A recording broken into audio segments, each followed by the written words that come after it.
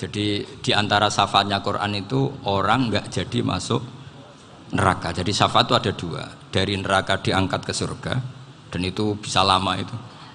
Tapi kalau syafaatnya Quran itu yang belum masuk neraka supaya nggak jadi masuk neraka. Karena neraka juga punya aturan, dia juga kena aturan fikih. Jadi, loh betul ini, saya ada guyon. Jadi kena konstitusi apa? Fikih. Sama tak ceritani syafaatnya Quran itu ada orang itu beling itu fasik. Itu dia hafal surat Tabarok. Hafal betul. Tabarakalladzi biyadihil mulku wa huwa ala kulli syai'in qadir alladzi khalaqal mauta wal hayata. Pertanyaannya gini, boleh enggak orang menginjek surat Baqarah? Boleh enggak? Enggak. Padahal orang hafal Quran itu artinya ayat itu ada di hatinya. Fa inna wa ta'ala la yu'adzibu qalban wa al-Qur'ana. Allah tidak akan menyiksa hati yang menyimpan Quran, yang jadi flash disknya Quran, yang jadi rekaman Quran. Singkat cerita orang ini hafal.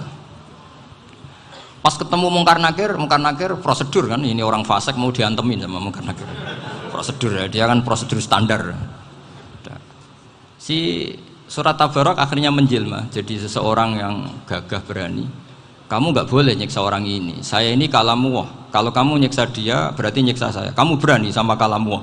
Wah ya tidak berani jadi Mungkar Nakir. Tapi orang itu nakal, harus saya gebukin. Tapi kata Quran tadi, tapi saya di situ pasti kena saya. Oh debat, nggak ada lajnahnya, ini nggak ikut. Kalau Gus Wirjon ikut jadi lajnah. Kalau jadi lajnah pasti kroninan. Kalau santrinya dimenangkan nanti. Akhirnya debat. Ya sudah kita ketemu Allah. Akhirnya Mungkar Nakir sama Quran tadi surat Tabarok datang sowan sama Allah. Terus kata Allah, memangnya kenapa Mungkar Nakir? Saya harus nyiksa dia karena dia fasik ya Allah. Memangnya kenapa surat Tabarok? Saya ada di situ. Menurut aturan orang tuh nggak boleh injak-injak Quran. Kalau dia nutuk saya, nutuk Quran. Itu harus dikasih tahu fikihnya Mungkar Nakir. Akhirnya Allah ngendikan gini ke surat Tabarok. Ya sudah terserah kamu. Kalau terserah kula Gusti, Mungkar Nakir nggak boleh nyentuh orang ini. Ya sudah selamat. Sehingga terus itu sama baca di termasuk mujizatnya surat Tabarok di tafsir Ibnu Katsir banyak. Karena tadi logikanya malaikat itu juga kena aturan fikih. Sehingga banyak ulama termasuk Said Muhammad ngendikan pertanyaan Mungkar Nakir itu tidak semua orang kena. Kalau semua orang kena nanti kalau tanya Nabi Muhammad, waman nabiyuka? Kacau kan jamnya. Nabi kamu siapa? Lu saya ini nabi. Ya kan? Lah nanti kalau pas ketemu Nabi Ibrahim, waman abuka? Jadi repot kan? Makanya ada kiai yang guyon kalau ditanya, "Marabbuka?" Saya ini guru tauhid sembrono. Saya ini ngajar Ummul Barohin, kamu tanya Marabbuka. Masyhur itu keramatnya Imam Malik itu. Ada Ashabu Malik, rajulun min ashabi Malik. Beliau ditanya Mungkar Nakir, "Marabbuka manabiuka?" Imam Malik datang, ini seumur-umurnya itu ngajar tauhid. Kamu bedai nggak sopan kamu. Dan kita berharap barokah sampean ngaji nanti itu. Yes. Malaikat itu anak sungkane gitu. Jadi itu ada. Dan saya meskipun guyon itu serius. Bedanya orang alim sama ndak itu di situ. Kalau orang alim itu guyon itu masih bener, masih serius. Coba saya bacakan ayatnya. Ala inna auliya Allahi la khaufun alaihim wa lahum yahzanun. Terus lahumul busyra fil hayatid dunya fil akhirah. Artinya kalau Mungkar Nakir dengan penampilan garang gitu, berarti ada ketakutan apa enggak? Ada. Padahal ciri utama walinya Allah tidak ada ketakutan. Makanya itu termasuk dalilnya Sayyid Muhammad. Tidak semua orang alami seperti itu karena wali-wali itu la khaufun alaihim wa lahum yahzanun. Wah anak kiai ketemu Mungkar Nakir cok tidur wedek. Iku dresege ora kok pertanyaan itu, nak konan santri piye? Lho isen wis kiai dihanjuti Mungkar Nakir. Malu gak kira-kira? Mesti pelengani konan santri piye? Nak jawabannya gampang karena pernah ngajar tauhid. Makanya Sayyidina Ali ini cerita ini ada di kitab Nurul Dzolam. Sama lihat di kitab Nurul Dzolam karangannya Syekh Nawawi Banten. Itu Sayyidina Ali itu ya, andekan orang biasa mungkin ya agak-agak hasut, tapi ini wali gak boleh kamu katakan hasut. Dia itu mangkal sama Umar. Orang kok setiap orang pernah dibentak. Apa dia berani bentak Mungkar Nakir? Penasaran dia. Bagaimana kerengnya Umar itu berlanjut enggak gitu kira-kira. Akhirnya minta, ya Allah saya minta kasyaf. Ya karena yang minta Sayyidina Ali karena mau wajah dituruti sama kasuf. Dilihat Sayyidina Umar pas meninggal itu. Jadi hasud itu ya kadang penting asal baik. Loh betul bahasa Kanjeng Nabi kadang la hasada illa fisnaten. Itu Nabi membahasakan ya hasad. Gus Verson saja yang nafsirkan ghobtoh itu kan gaya-gayanan sebagai ulama. Aslinya Nabi ngendikan itu la hasada illa fisnaten. Ulama yang ganti itu namanya ghobtoh. Wong Nabi sendiri nyebut hasad kok kamu tafsiri ghobtoh. Ya hasad ya hasad. Udah enggak usah ditawil-tawil pokoknya gitu. Kalau sampean nggak percaya nggak apa-apa. Kok gitu aja kok repot. Karena sampean nggak percaya kemungkinannya dua. Satu nggak ngerti. Dua sama-sama alim kan dari awal kalau sama-sama alim kan laisa li alimin ayuqallida aliman akhor. Kita nggak perlu saling mengikuti. Ngapain hasud? Biasa aja. Akhirnya Sayyidina Ali kasut. Pas Umar bangun, setelah mati kan bangun, setelah meninggal bangun. Mungkar Nakir datang dengan perang yang sangat garang. Itu digambarkan Sayyidina Ali matanya itu kal kidril ghali. Kayak apa? Kendil yang apa? Menganga. Wah, seru. Sayyidina Ali senang, paling takut ini Umar. Senangnya bukan main, wah ini mesti takut Umar. Biasa. Ternyata enggak, Umar malah bangkit. Woi, Mungkar Nakir aja. Kamu tahu menghadapi siapa? Itu betul ya? Kamu itu menghadapi temannya Ahabbal Khalqi ilallah. Yang diandalkan temannya, bukan dia. Kamu tahu yang kamu hadapi, saya ini teman kekasihnya Allah. Jadi boleh kamu mengandalkan Mbak Virjon. Tapi nanti resikonya Mungkar Nakir tanya, itu Virjon siapa? Wah itu masalah kan. Makanya syaratnya wali itu harus ma'rufun fis sama. Di langit sudah populer. Makanya dulu ada orang yang saking seninya Abdul Qadir ditanya apa saja jamnya Abdul Qadir Al-Jilani itu aman karena beliau populer. Makanya program kita harus populer dulu di langit. Nah, itu nanti kalau dicatut oleh santri-santri nggak apa-apa. Kalau nggak populer nanti dicatat itu siapa? Masalah ini. Umar itu yang dibanggakan itu, kamu tahu saya siapa? Ya enggak tahu. Saya ini temannya kekasihnya Allah. Temannya Muhammad. Iya Muhammad Rasulullah. Wah mikir waduh. Repot. Loh di dunia aja gitu kan temannya presiden, temannya panglima, apalagi ini temannya Sayyidul Awalin wal Akhirin. Di dunia aja bilang temannya presiden, menteri orang sudah takut, apalagi ini temannya Sayyidul Awalin. Hanya Mungkar Nakir terus konfirmasi sama Allah, gimana ya Allah ini ngadepi.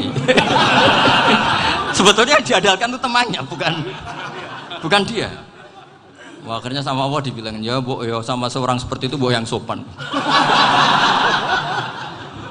Terus semenjak itu Mungkar Nakir itu nggak selalu berpenampilan seperti itu sangat. Jadi semoga itu konsisten sampai nanti. Jadi kamu kalau ingin nggak takut Mungkar Nakir jadi wali dulu. Karena syaratnya tadi hanya wali sing la khaufun alaihim walahum yahzanun lahumul busyra fil hayatid dunya fil akhir. Jadi orang itu kalau ngaji itu harus khatam. Jangan semuanya kena pertanyaan. Dan kalau semuanya kena pertanyaan nanti repot. Kalau Nabi Muhammad ditanya waman Nabi juga. Nabimu siapa? Lu kan terus jadi aneh. Jadi makanya ngendikane Sayyid Muhammad semua ulama lah. Enggak ada am kecuali ditaksis. Kecuali sifatnya Allah. Misalnya bikulli syai'in alim ya benar-benar bikulli syai'in. Tapi kalau am semuanya pasti ada taksis. Meskipun dalam muhawarah muhadasah biasa. Misalnya contoh gampang istri kamu baru seneng kamu, mas nak pengen apa-apa itu lapor aku, gak apa-apa mas, mesti aku seneng sama lapor. Iku dia aku pengen wayo. Wah langsung jadi apa wae. Mesti apa wae maksudnya kecuali itu. Gitu. Padahal kalau ngomong mas sampean ingin apa saja tak dukung. Terus sampean bilang, pengen ku iku wayo. Kira-kira disetujui apa enggak? Sama seperti kita kalau punya teman akrab, wah senang omahku gak apa-apa, anggap ya omahmu dewe, terus mlebu-mlebu kamar. Jadi tidak ada am kecuali di taksis. Artinya kalau ada cerita bahwa orang mati pasti ngalami ditanya Mungkar Nakir itu pasti ada am yang di taksis. Itu pasti tidak dialami para ambiya, para auliya. Karena ciri utama wali itu la khaufun alaihim walahum yahzanun. Kemudian saya yang mau cerita ya supaya sampean bisa menghadapi dunia global ini, tak bawa tafsir Munir termasuk tadi. Kenapa orang Islam Rasulullah SAW itu lebih senang kalau yang menang itu orang Nasrani Romawi ketimbang yang menang itu orang Faris, dalam hal ini ateis. Karena orang ateis itu lebih ngeri.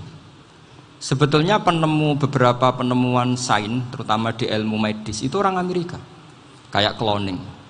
Tapi orang Amerika itu masih dilarang oleh gereja untuk mengaplikasi, karena nanti bayi cloning itu dipakai suku cadang. Di Amerika masih ditentang oleh fatwa-fatwa agama baik Islam maupun Kristen. Tapi di Cina itu dipraktekkan karena nggak ada halangan agama. Di Cina itu biasa ada kondom diolah lagi jadi alat-alat aksesoris. Di Amerika tidak ada karena masih ada agama, masih ada larangan. Sehingga orang Islam itu lebih takut kalau yang menang itu Persia, karena terus cara berpikir ternyata Tuhan itu tidak ada, langit nggak ada perannya. Jadi ketika yang menang Nasrani masih berpikir itu pertolongan Tuhan, meskipun mungkin cara mengatakan Tuhan beda dengan kita. Tapi ada satu kesamaan bahwa kekuatan samawi itu ada. Nah, itu disebut ghulibatir rum fi adnal ardi wa hum min ba'di ghalabihim sahlibun. Di sini diterangkan oleh Syekh Nawawi supaya kamu tidak salah paham. Sebetulnya kamu katakan misalnya wah itu paham liberal, sebenarnya saya tidak tersiksa. Cuma takut yang mengatakan seperti itu cek goblokir atau ngaji gitu. Itu aja masalah saya. Ini saya baca ini karangannya Syekh Nawawi karena tadi kata Mbak Firjon ngaji itu harus sama orang yang bersanad. Saya ini kalah sama beliau itu berkali-kali. Secara nasab saya harus manggil Mbah. Secara silsilah ilmu saya juga kalah lagi. Saya sering disewani sama cucu-cucu Syekhona Khalil. Kiai Siddiq itu termasuk murid dekat beliau Syekhona Khalil. Kalau itu berarti kan Gus Firjon, Ahmad, terus Mbah Siddiq. Mbah Siddiq ngaji Syekhona Khalil.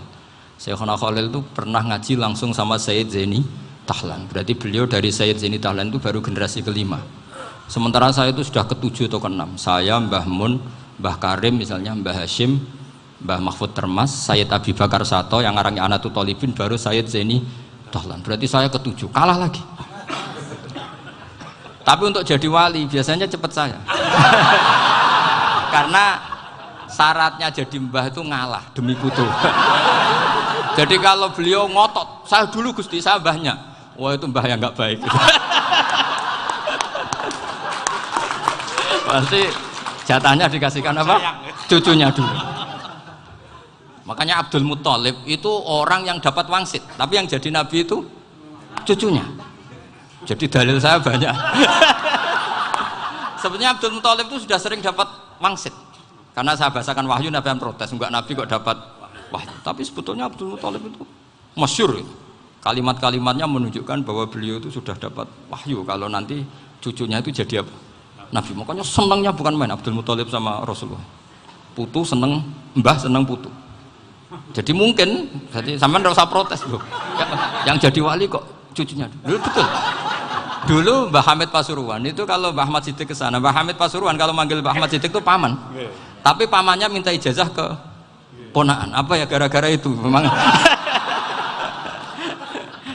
Kalau itu masih berlaku apa? Ngalah tadi. Kayaknya masih apa? Hawane masih gitu. Hawane masih. Karena melihat tren-tren langit masih gitu kayaknya masih. Masih itu. Ya, tapi mbahnya tetap dapat jatah, tenang saja nanti. Tapi memang sebaiknya mbah itu legowo. Rasulullah Muhammad SAW itu terkenal min dzurriyyati Ibrahim. Tapi kata Rasulullah, ana dakwatu Ibrahim wa bisyaratu Isa. Aku nganti ngene iki barokah dongane Nabi siapa? Ibrahim. Jadi dongane Nabi Ibrahim nggih tiba teng putu. Jadi banyak bukti bahwa jatuhnya ke putu gitu. Tadi saya di kamar sama beliau berduaan. Nih Mbah sing dadi wali dhisik ndi? Aku wae Mbah. Cocokan tadi. Nah, kenapa saya akhir-akhir ini gulirkan daftar wali? Kenapa? Saya ini resah ya, orang sudah ingin dicintai pejabat, dicintai tetangga, dicintai teman. Tapi kadang-kadang orang lupa lagi dicintai apa. Makanya saya meskipun guyon, tapi ini amdan, bukan sahwan. Supaya orang punya cita-cita lagi jadi wali, ingin dicintai Allah. Kita ini terlalu lama ingin dicintai makhluk. Mbok ya naik kelas sedikit lah. ingin dicintai Allah Subhanahu wa Ta'ala. Meskipun saya guyon, tapi tadi guyon saya tuh lebih serius ketimbang serius Anda. Karena tak pikir. Saya tuh kalau pergi itu seneng ngebis, bukan karena saya tidak punya mobil, tapi saya sering mau butuh itu supaya gak diganggu. Karena saya tuh harus punya waktu sendiri. Kalau bis kan ketemu orang nggak kenal, tapi sekarang ya agak susah, banyak yang kenal. Dan susahnya lagi nggak minta ijazah, minta foto. Aduh, repot tuh. Mau dibenci itu umatnya Rasulullah Shallallahu Alaihi Wasallam. Mau disetujui itu sanatnya mana? Kalau ketemu orang alim minta apa? Foto. Itu nggak ada sanatnya. Nggak tahu saya itu mazhab dari mana itu. Ya mazhab milenial yang jelas itu kan.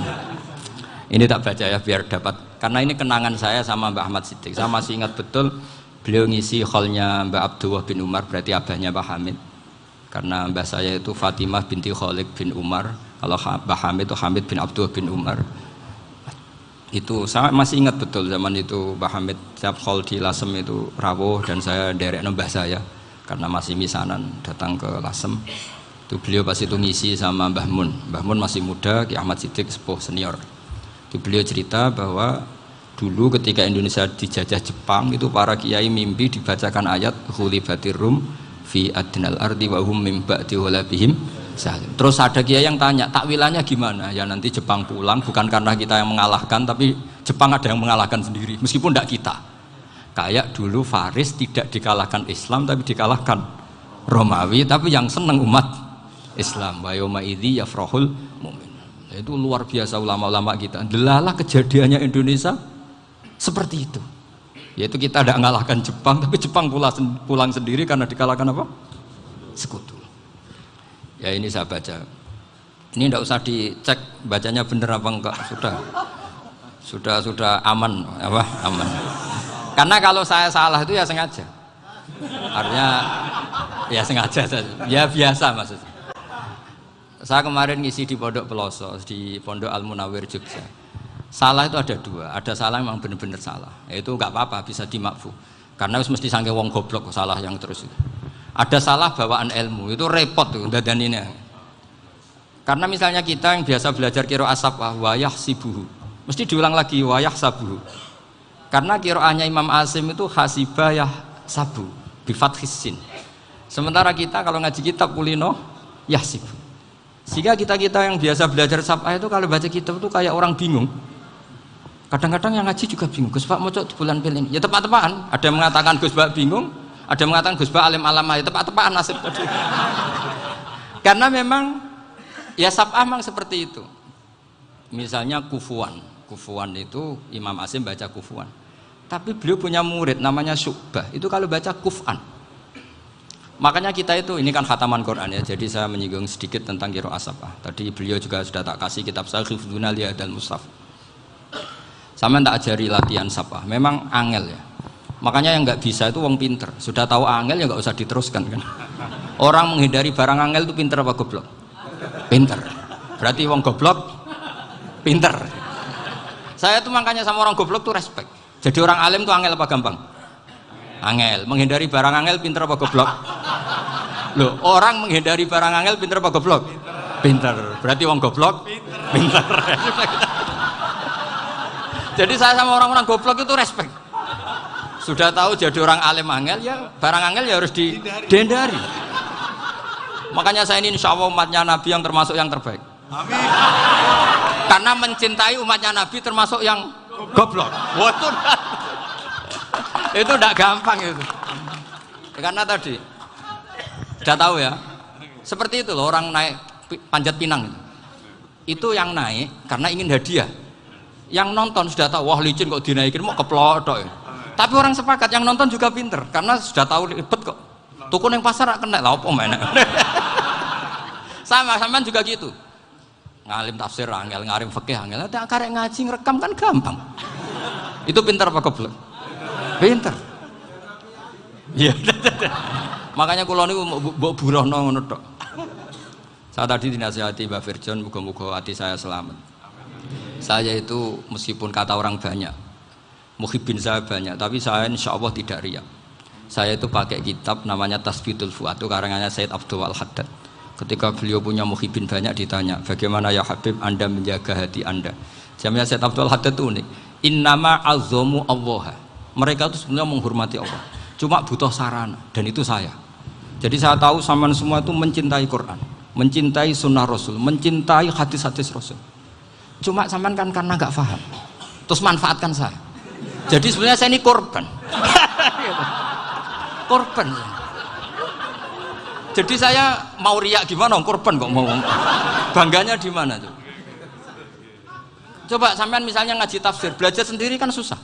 Terkibnya susah, maknanya susah. Bahkan beli kitabnya kadang tidak kuat. Loh, untuk jadi alim tafsir itu kan harus beli kitab. Loh, saya sering belajar kitab itu jutaan.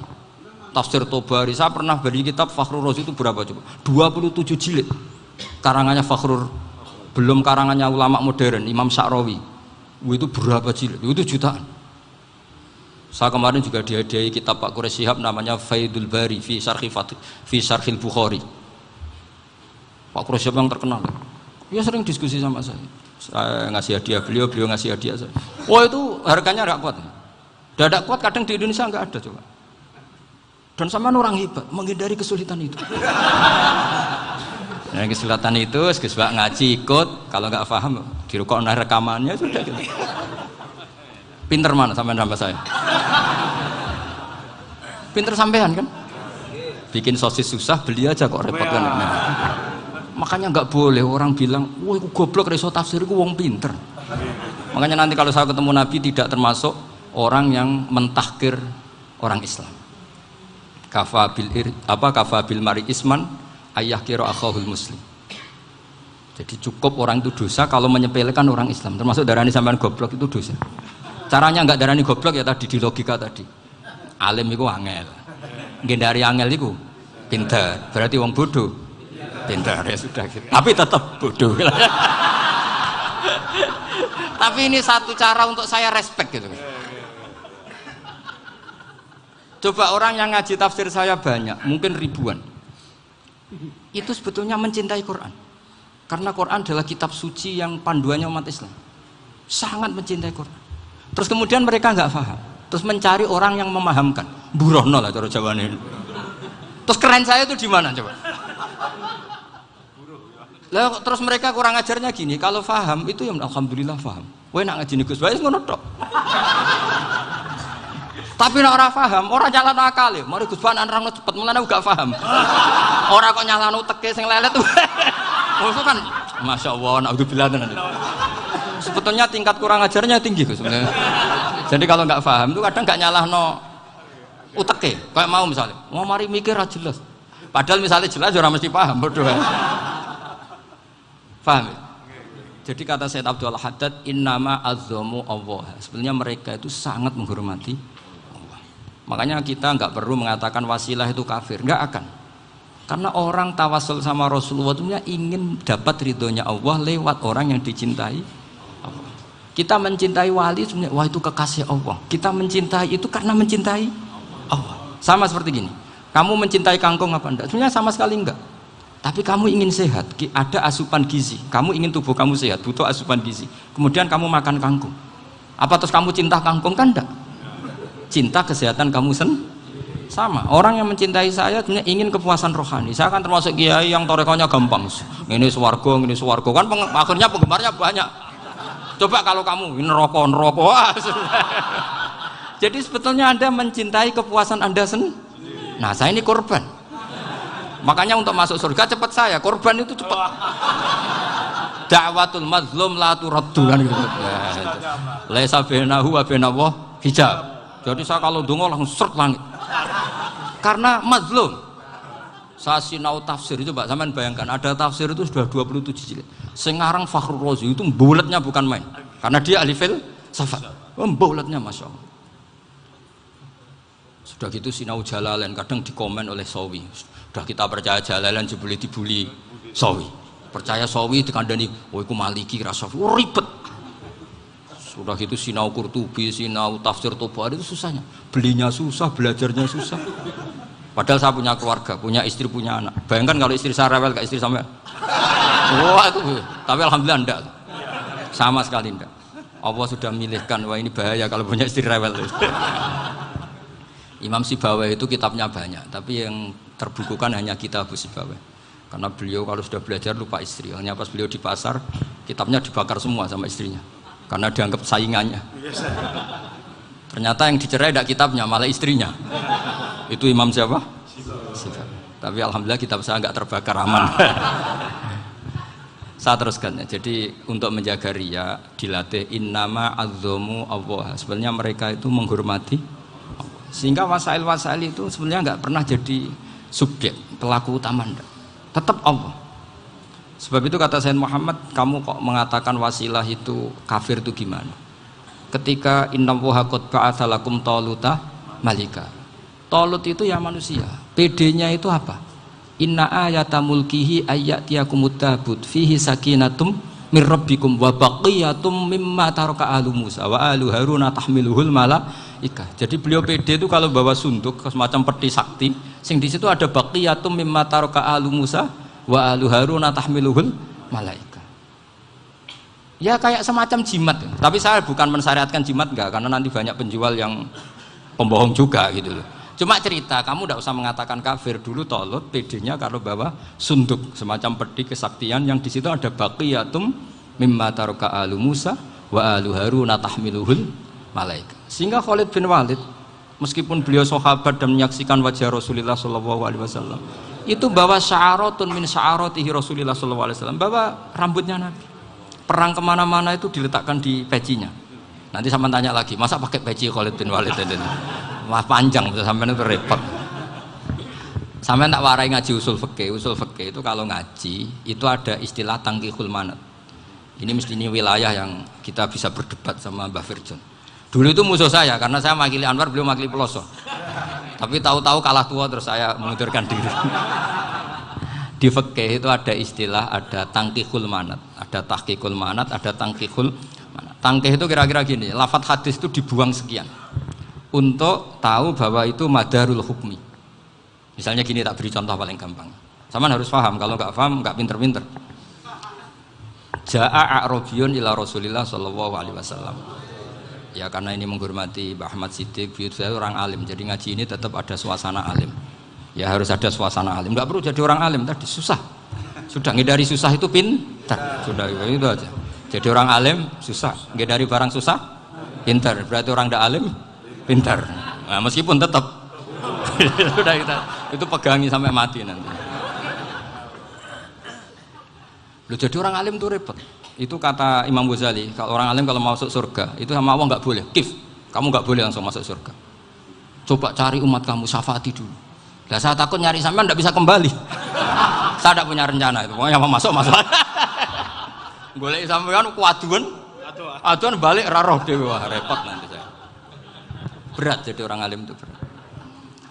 Ya saya teruskan ya. Ada tangkihul manat. Ja'a a'rabiyun ila Rasulillah sallallahu alaihi wasallam.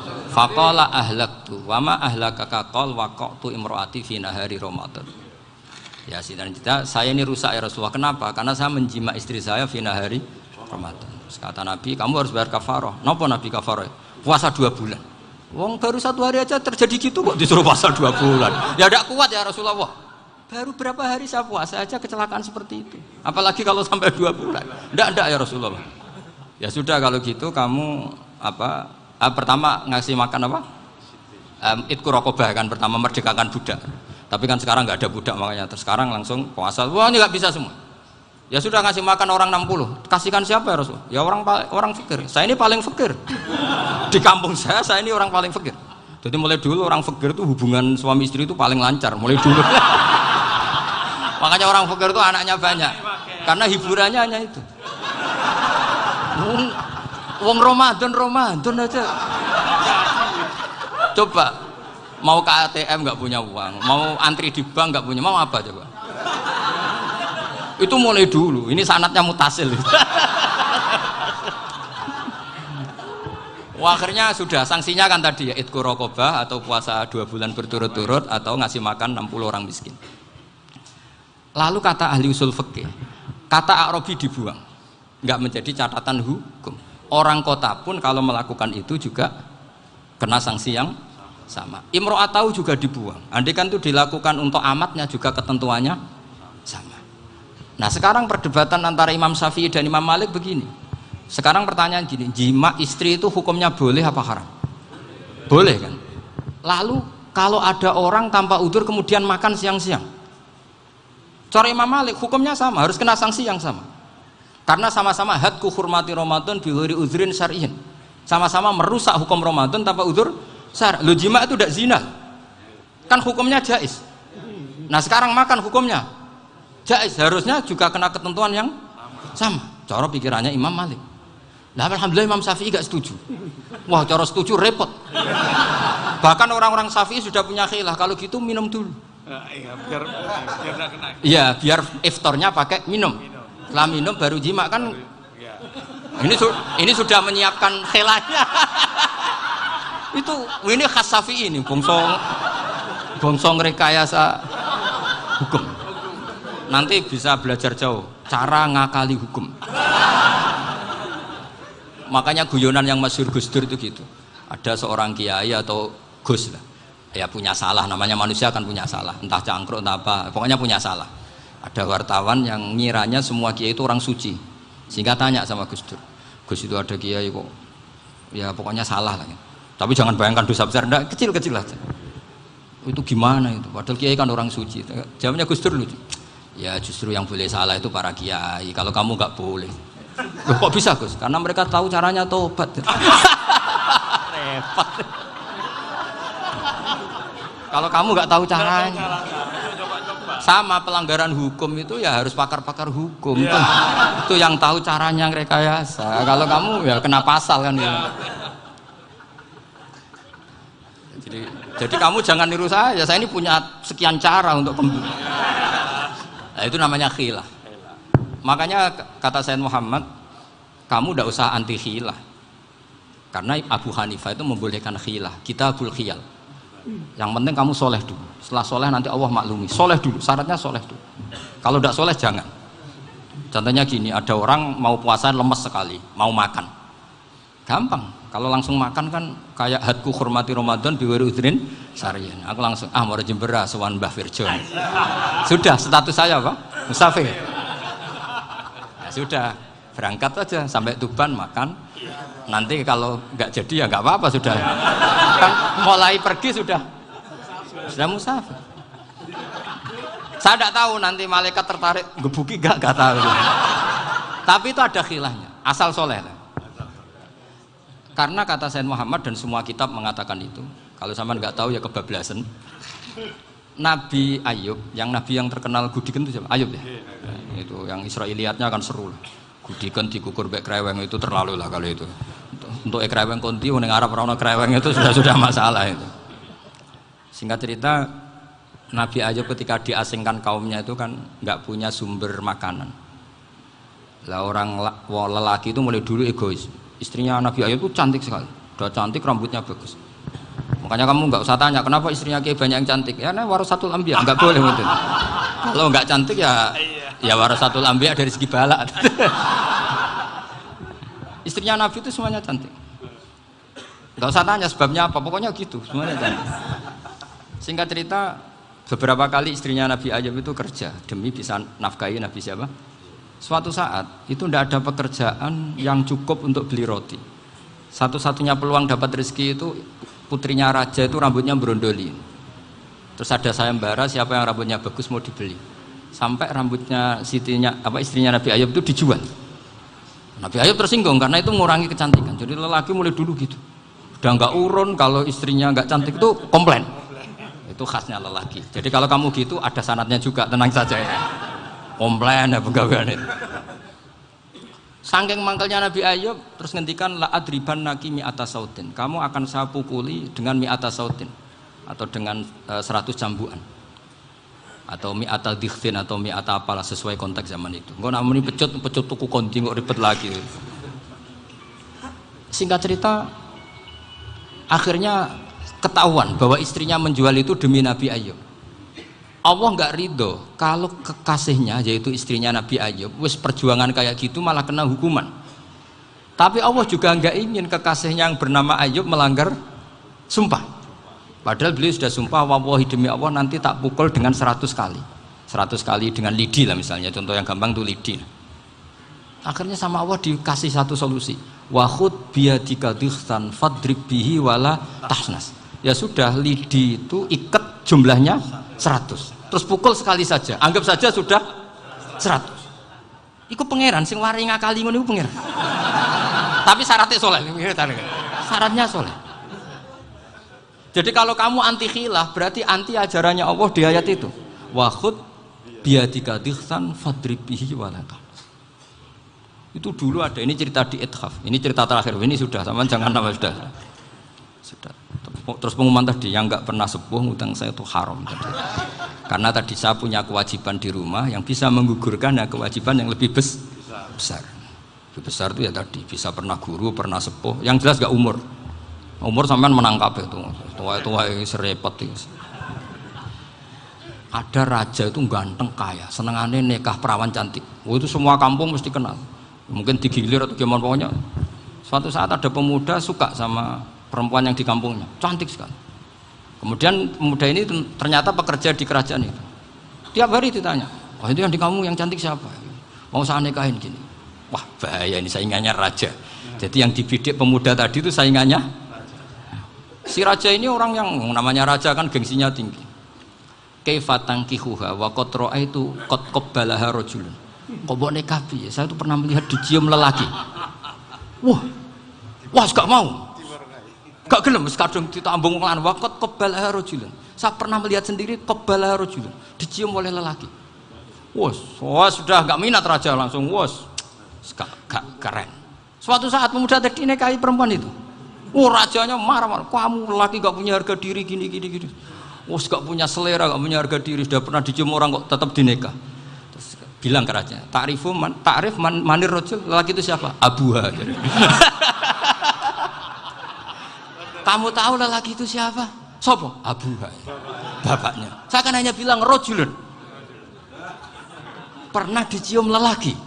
Lah pikirannya raja lelaki wis kowe-kowe ngene iki. Tapi butuhnya canom mau rojo ben gak sido itu aja tuh. Baru kayak digulirkan gitu, wakot kebalah rojulun. Wah nggak mau. Setelah itu suatu saat pegawainya tadi nih kayak perempuan. Kamu nggak punya harga diri gini. Kamu tahu mandir rojul apa abuha? Wah nak ngono aku gak popo. Lah monggo sakniki wis bojo kula. Ora trimo wis diambung wis macam-macam. Lah itu namanya khilah. Apa? Khilah. Kalau di Balawa disebut tauriyah atau apalah. Tapi saya tidak ngajari sampean seperti itu. Sudah pinter sebelum saya ajarin. Bangsa ngakali kan sudah pinter. Ya ini terakhir tak baca Arabnya saja nanti. Bismillahirrahmanirrahim.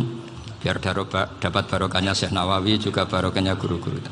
Bismillahirrahmanirrahim. Wasababu nuzuli hadil ayati annahu kana baina farisa war rumi qitalun wa kanal musyrikuna yawadduna antaghliba farisu ar-ruma. Di anna farisa kanu majusiyan ummiyin wal muslimuna yawadduna ghalabatar rum ala faris liqaunihim ahla kitabin. Jadi zaman dulu orang Islam lebih senang kalau yang menang itu orang Nasrani. Kalau bandingannya ateis. Karena bagaimanapun percaya kekuatan langit. Sementara orang ateis sama sekali tidak percaya kekuatan. Apapun bedanya kita dengan Nasrani itu ada kesamaan, yaitu percaya adanya kekuatan langit. Sehingga ketika orang Romawi kalah itu orang Islam ikut susah. Paham ya? Makanya ini tak baca biar sampean enggak macam-macam pikirannya. Fab'atha Kisra saat terusnya, ya pokoknya seperti itu. Akhirnya Rasulullah SAW berdoa lebih seneng yang menang itu Rom karena ahli kitab. Artinya apa? Kemenangan ahli kitab adalah kemenangan makhluk atau hamba Allah yang mentautkan kekuatan kita di bumi dengan kekuatan langit. Makanya saya berharap selain kita ikhtiar medis, kita harus memperbanyak istighfar. Bagaimanapun semua itu dari Allah Subhanahu wa Ta'ala. Kita menghormati negara dengan ikhtiarnya, tapi saya mohon sekali kita juga istighfar, karena semua itu juga ditentukan oleh Allah, oleh langit. Ya, saya kira demikian. Assalamualaikum warahmatullahi wabarakatuh.